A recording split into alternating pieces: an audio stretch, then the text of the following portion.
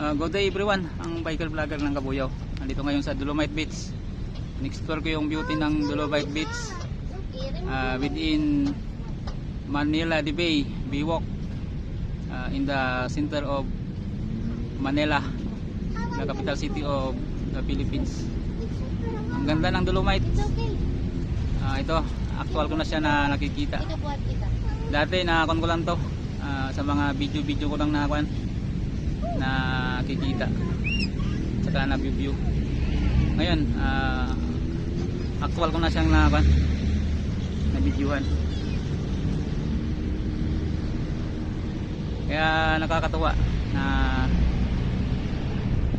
nakita ko tong actual talaga na view ng Dolomite Beach. Yan yung mga turista, mga foreigner, kasabay namin na magbisita dito sa Dolomite Beach. Ang ganda ng Dolomite Beach. Kaya natin ipagmalaki ito sa buong mundo na mayroon tayong ganitong beach na man-made, na galing pa sa Cebu yung kanyang ganito, mga materialis na ginamit. Ayan ang view ng Manila de Bay. Sobrang ganda. May mga barko na gumagawa ng man-made island.